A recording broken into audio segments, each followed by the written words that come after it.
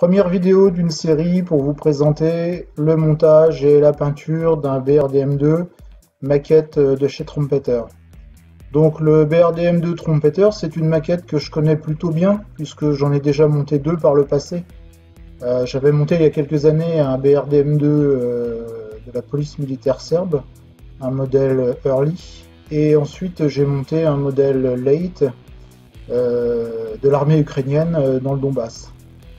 Donc la maquette Trumpeter, c'est une jolie petite maquette qui s'assemble plutôt facilement. Il n'y a pas énormément de pièces, donc ce qui permet d'arriver à la peinture assez rapidement. J'y ai adjoint comme d'habitude un petit peu d'aftermarket, donc avec une pochette voyageur, donc qui est plutôt destinée au early, alors que là on va être sur un modèle late, mais c'est pas très grave, on y prendra simplement les pièces dont on a besoin. Des roues F-Model, des phares escapés, et puis une très jolie mitrailleuse KPVT de chez Master Model.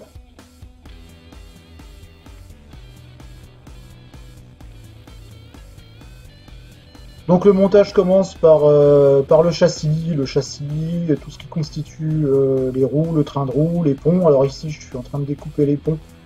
Voilà, donc par rapport au travail à réaliser, vous voyez ici, moi ce que j'aime bien c'est découper les ergots avec un cutter à lame plate. Donc je découpe déjà avec une pince, ensuite je dégrossis avec un cutter à lame plate. Et donc si nécessaire, je viens reponcer. Alors ici pas nécessaire puisque le résidu des ergots sera poncé lorsqu'on poncera le joint d'assemblage. Donc ici, petit truc, lorsqu'on a des pièces en plastique à assembler qui comportent un joint qui dans la réalité n'a pas lieu d'être, il suffit de déposer de la colle au niveau des assemblages, attendre que la colle fasse effet, bien presser, de façon à réaliser un bourrelet qui sera ensuite poncé, et vous allez voir le résultat après est sans appel. Voilà, alors ici un gros plan sur ce que je viens de vous expliquer. Donc on voit bien le joint des pièces des deux parties.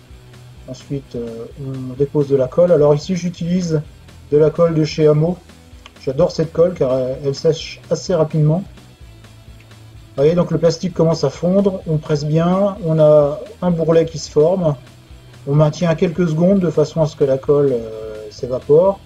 Et donc quand on relâche, c'est terminé, on a un petit bourrelet à poncer. Donc ponçage du bourrelet après séchage, donc généralement je laisse 24 heures. Donc ici avec un papier abrasif assez fin, on est sur du 320 ici. Donc moi j'utilise plutôt des papiers abrasifs secs, peu de papier abrasif à l'eau. Donc je découpe des petits morceaux de papier abrasif dans une planche de format A4. Et j'adapte la forme du papier aux besoins du moment. Donc comme ici par exemple pour poncer cette partie plate du pont arrière. Bon, l'idéal c'est qu'avec le papier on peut jouer sur la forme. Donc je récupère du grain neuf en pliant le papier. Ici je suis sur le bout du papier, ce qui me permet d'éviter de poncer l'ergot de collage qui va ensuite servir à insérer les pièces qui vont sur le bout du pont. Donc voilà, une fois que le ponçage est terminé, je passe un petit coup de stylo fibre de verre histoire d'enlever le résidu de plastique.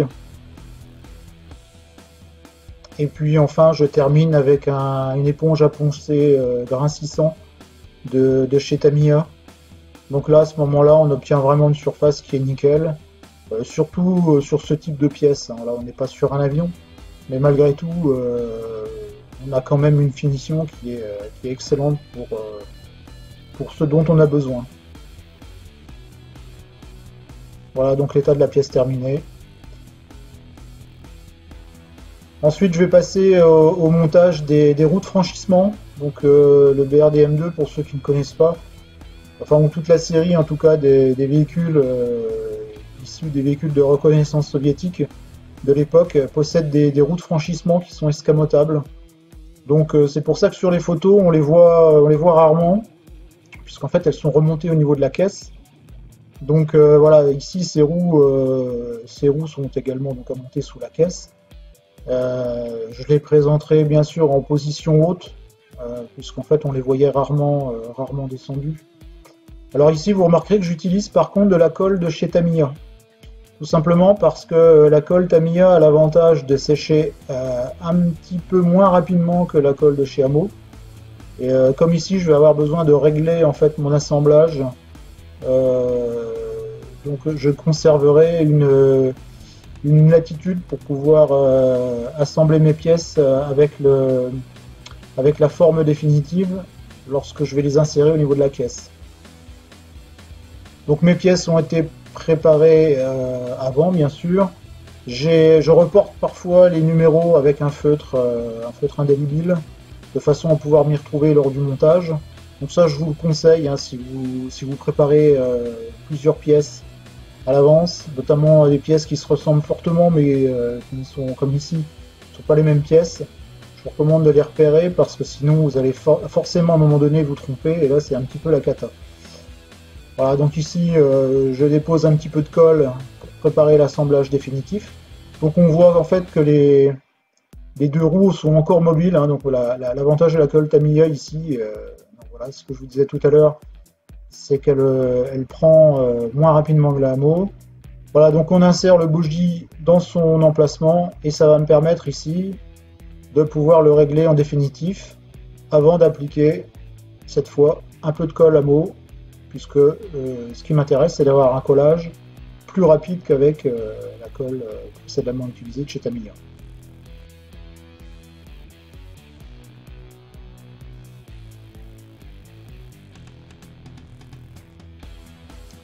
Voilà, donc je dépose quelques points de colle, hein, ici ou là. Je procède au dernier réglage.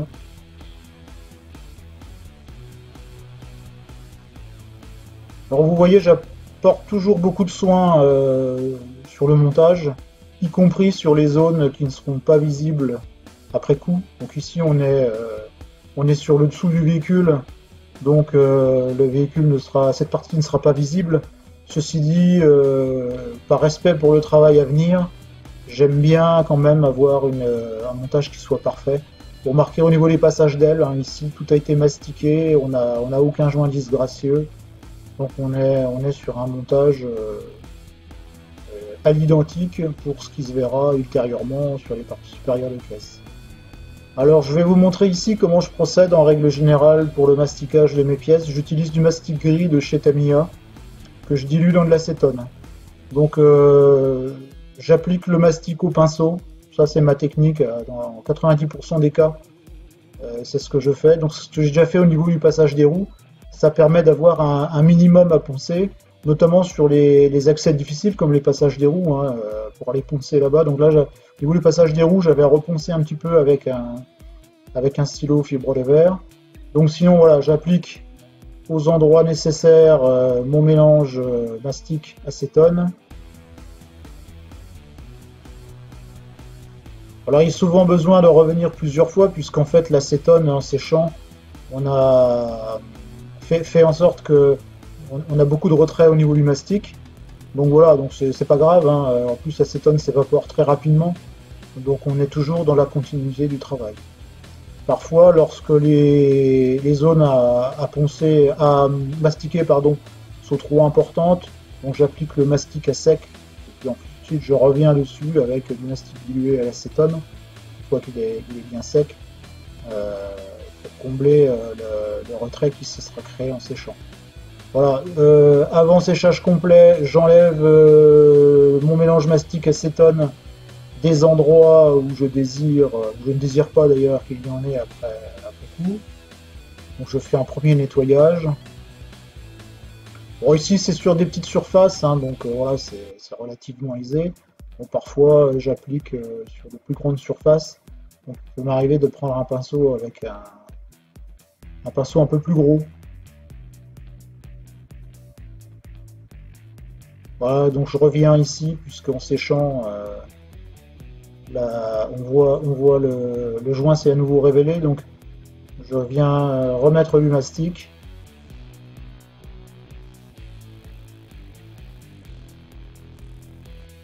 Alors ici, première pièce en photodécoupe, montée sur le BRDM2, avec la grille d'entrée de protection du système de propulsion lorsque le BRDM2 est en situation aquatique. Alors il y a déjà une grille qui est prévue par Trumpeter dans la boîte. Bon, je préférais utiliser la grille de chez Voyager parce que je la trouve beaucoup plus fine, elle est plus jolie. Alors encore une fois, c'est un élément qui ne se verra absolument pas après coup. Mais voilà, donc j'aime bien malgré tout fignoler mes montages, comme je disais tout à l'heure, y compris si ce sont des zones qui ne se voient pas. Voilà, donc la grille Voyager est en deux parties assemblées par pliage. Et puis voilà, donc c'est pareil, en règle générale, la partie à poncer sur les pièces en photodécoupe, j'utilise le même type de papier à poncer que j'utilise pour le plastique. Et là, on est toujours sur un grain 320. Alors ne maintenez jamais vos petites pièces avec les doigts, vous allez les plier. Maintenez-les toujours au plus près de la partie à poncer avec une bruxelle plate. Donc ici, essai à blanc avant collage sur la pièce plastique. Une fois que l'emplacement est validé, on va coller la pièce avec de la colle cyanoacrylate. Alors, un principe de base, ne jamais appliquer la colle direct sortie du tube, mais toujours la déposer en l'occurrence ici, c'est un bouchon de bouteille de lait, pour venir prélever juste la dose nécessaire et la déposer à l'endroit voulu. Si vous déposez directement avec le tube, tôt ou tard, ça sera la cata. Vous allez en mettre de trop, vous allez coller, y compris les doigts, toutes les pièces qui sont autour, et vous allez gâcher votre travail. Voilà, donc ici j'ai un outil sur lequel j'ai monté un petit fil électrique récupéré sur un fil multibrin. Donc je récupère à chaque fois une goutte de colle que je viens déposer et que je viens aplanir sur la surface d'encollage. Voilà, donc le travail est terminé, la colle cyano ça sèche très vite, donc on laisse sécher une minute ou deux et ensuite on assemble la pièce. Donc la pièce plastique a été préparée et poncée en avance. Ici j'applique de la colle de chez Hamo, il suffit de maintenir en position quelques secondes et c'est collé.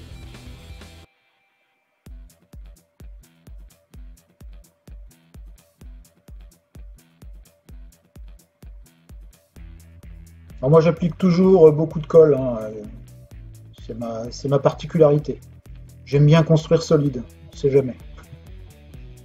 Voilà donc la pièce terminée, vous voyez, donc c'est parfait.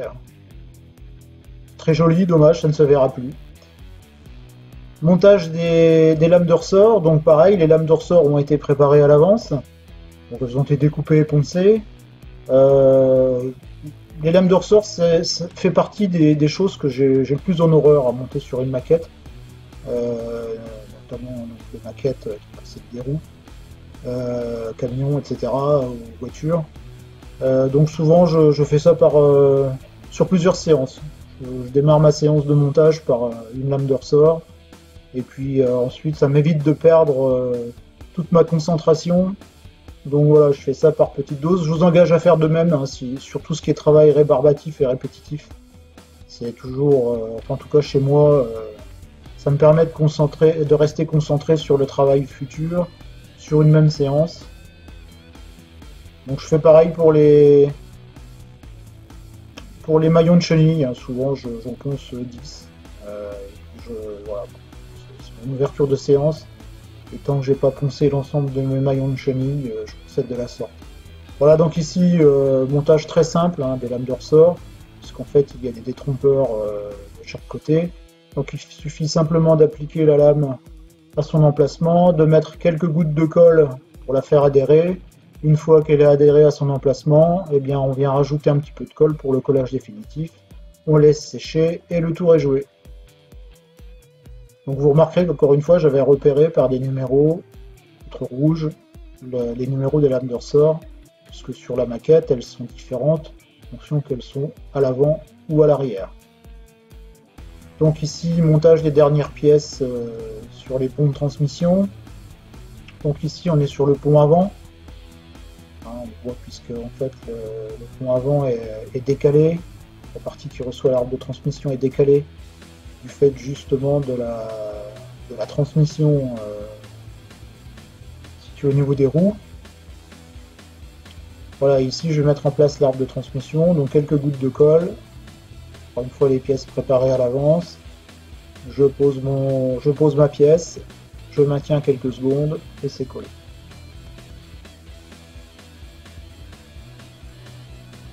Et je rajoute toujours un petit peu de colle pour parfaire le travail et notamment enlever les petits boudins de colle qui auraient pu se créer, qui sont disgracieux. Donc ici je vais refaire les renforts de caisse. Il y a 4 renforts de caisse à mettre en place sur le véhicule. Les pièces sont prévues dans la boîte. Et je préfère les refaire en profilé plastique. Ça m'évite d'avoir à les reponcer, de faire une remise au rond, parce que généralement quand on ponce le joint de doublage, on avalise la pièce. Donc j'ai mesuré les dimensions de la pièce sur la grappe. J'ai reporté ça sur mon chopper. Et donc voilà, j'ai coupé à bonne dimension. Donc il suffit de mettre en place et de mettre quelques points de colle. Donc ça va beaucoup plus vite que de dégrapper les pièces, les poncer, éventuellement les remastiquer, enfin que sais-je encore. Voilà. Donc vous remarquerez la petite poupée sur le doigt, ça c'est l'effet chopper. Hein. Lorsqu'on veut prendre l'outil sans le regarder, généralement le doigt attrape la lame en premier. Et donc réparation de fortune du pouce, à l'aide de papier absorbant et d'adhésif de masquage. Bon, c'est pas la première fois, hein. Je pense que vous êtes tous habitués avec ce genre de déconvenu. Donc voilà, ici les 4 pièces sont en place. Donc vous voyez, ça va assez vite, hein, c'est assez rapide. Et donc on obtient quelque chose d'assez joli. Donc là, ici encore, les amortisseurs ont été préparés à l'avance. Il suffit simplement de les mettre dans leur logement. Voilà. Quelques gouttes de colle.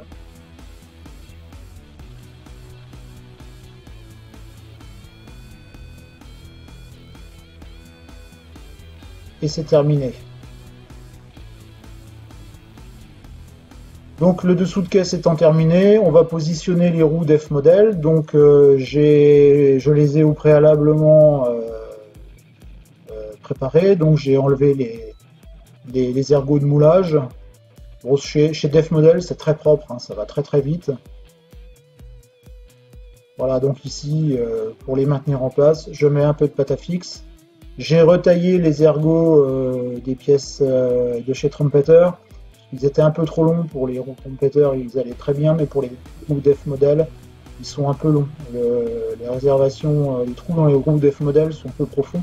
Alors on a le choix entre repercer les roues Def Model ou couper les ergots. J'ai préféré couper les ergots. Sur une autre maquette, j'avais repercé les roues. Le bas de caisse est terminé, les roues sont en place. On vérifie que les 4 roues touchent bien le sol, c'est important, hein, mais enfin sur ce type de maquette assez petite, ça pose pas de soucis. Voilà, c'est tout pour aujourd'hui. On se retrouve très bientôt pour la suite du montage.